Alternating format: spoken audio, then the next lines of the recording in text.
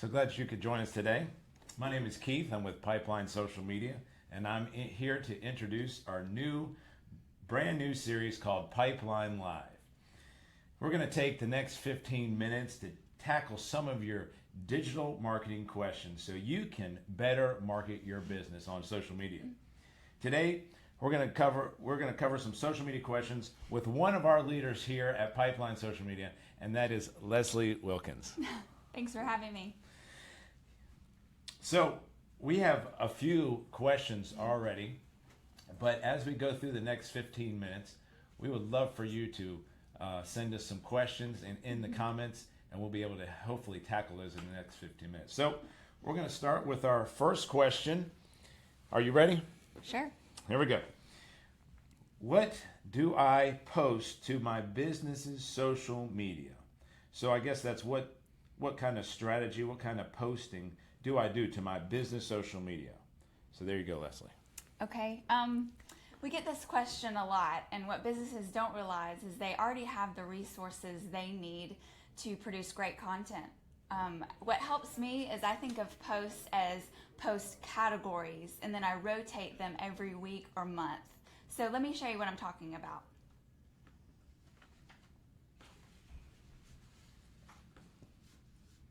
Okay. So can you see my screen? I think so. So here is an example of a post that we did that markets our services for social media training.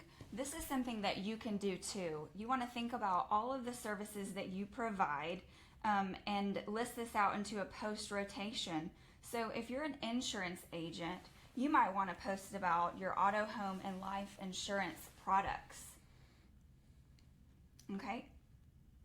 Another important topic will be customer reviews. Here's a post we created from a review from a pipeline client. If someone leaves a review on your Facebook page, your TripAdvisor page, your Yelp page, take it and turn it into a post. This is great content and it speaks volumes about your business. Community involvement is another important topic for your social media. Here's the post that we did about a company-wide volunteer day at Haven House, which is a local shelter for victims of domestic violence. So this was a great thing to post, and I know that you're doing these types of things in your community, so you just need to post about it. All right.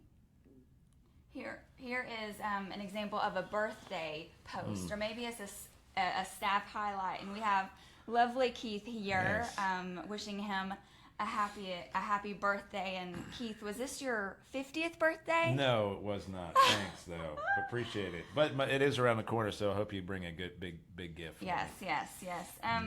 So getting back on track, you want to highlight your team on social media because it builds community as well as shows your fans the faces behind your company. Another important topic is company events or specials. Here's an example from Sinclair's Mercantile, which is an incredibly unique store on the McDonough Square. We created this post for them to promote their 1-year anniversary as well as a huge clothing sale. And as you can see, we used a Facebook event for this post. So hopefully this trick of putting posts into post categories will help you come up with post topics a little easier. Awesome. Thanks. And make sure you do some shopping at Sinclair's this holiday season. Yes. I would. Yes. I plan on it. But anyway, we have another question here. Okay.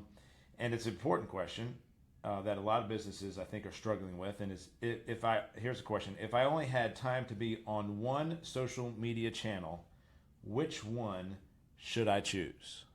Okay. It depends on the type of business you have. If you have a local business where customers come and buy goods and services at your storefront, you need to have a Facebook business page because what you might not know is customers can create a Facebook page for you simply by checking in on their smartphone. So then you have a page out there that has all these reviews, maybe negative, that you're not able to resolve with that fan because you can't even access the page. So you can protect your business from this by creating a verified Facebook page. And another channel that local businesses really don't have a choice to be on is Google Plus. Google Plus is connected to your Google Maps listing, and this can be claimed and verified. And honestly, Keith deals with this all day, claiming and verifying Google Plus pages, and honestly, it's really confusing. So just call us and we can walk you through it, because it's really, they do not make it easy for businesses. And I also wanted to mention Instagram. So Instagram has really provided a great platform for businesses. They now have business pages. And so we've seen a lot of great results with, we manage several hotels throughout the U.S., and we can post to their Instagram business page with engaging photos that, that get likes and things. And we can also add hashtags to increase the visibility of those posts. And with Facebook and Instagram, you can use ads, which are incredibly inexpensive and quite granular in their approach. So, Leslie, what would a Facebook verified business page look like? How do I know that my page is great question. Let verified me or show not my verified? screen. Okay. Okay. So here's our pipeline page, and you see this verified check mark right here. So it says, Facebook confirmed this as an authentic page for this business or organization. Cool. And you can claim, you can verify your page when you go into your settings and you click verify. Okay. And what about like what does it look like on Google Plus or Google My Business? Here is here is Sinclair's. It's a local business, just a little different than ours, and it has a little badge. verified local business badge. Awesome. Well, great. So that's what that looks like. Well, good stuff. Well, I think that answers that question. Well, let's move on to our third question. I think this is another very important question, and Okay. a lot of people struggle with it. Wanting to know when should I post to Facebook? When's the best time? So, when's the best time, Leslie? Sure.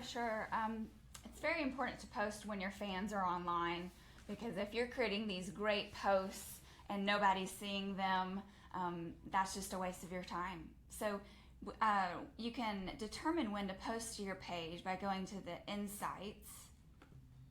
I have that pulled up here.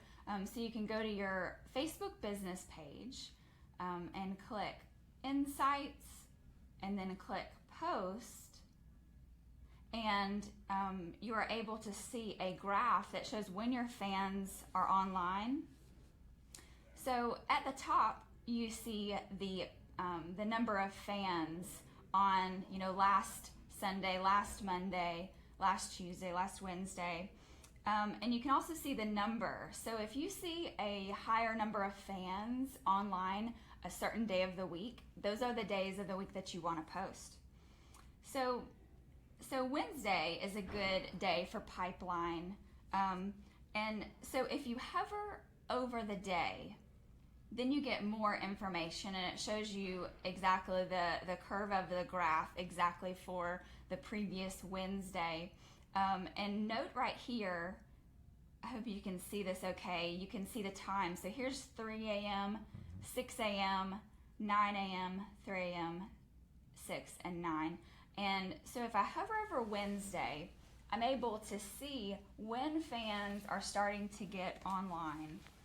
So if we were to post on Wednesday, I would post at, and you want, so we're looking at the graph, and we are seeing where the graph starts to peak for a few hours. So we want to post right at the base of the peak. So I would post around 9 a.m. just because it starts to show people get online. And then I would post at 6 or 7 p.m. on a Wednesday, because you'll see that it rises up until about 9 p.m. and then it starts to fall off. But let's look at another example. Let's look at Friday. So we see more of a dramatic rise in the graph. So I see a big peak around 5 p.m. So 5 p.m. and then it goes up until 9 p.m. So I would post then, and then there's a big rise around 9. We'll see. That's around 10 a.m. So you want to post right before the peak goes up, and it lasts for several hours, because that means that more eyes are on your post. And so, and you'll notice I didn't say to post. You'll notice that I didn't say to post around 3 or 4 a.m. Well, let's see. On this day, it's about 6 a.m. I think that beach resorts could post at that time, because maybe they're posting a sunrise photo, or maybe it's a coffee shop posting a brand new, a new blend that they just made. So I think it depends on the business, but I would say I wouldn't post before 8 a.m. in the morning. I would just see when your graph shows a tilt upwards, and so you want to check these every week. It changes every week, so you see data shown for a recent 1 week period. And you can also note that this is shown in your computer's local time zone, so you can feel comfortable. Even if you're posting for a page that is in California, you can feel comfortable posting based on this graph and based on your based on the results that are here. And so now that you know when to post to Facebook, look at this insight data the next time you schedule a post to get more reach. Awesome. Well, good deal. Well, I think we have time for one more question, and the last question we have before we're done with our 15 minutes here. Again, you can comment, and we'll try to get to any questions you have during this time, or if you have some later, please comment. We'll get to them at another date. But the last question is, it's about Instagram. We had an Instagram question, and should I post as a business to Instagram stories? So that's, should I post to Instagram stories for my business? I think absolutely.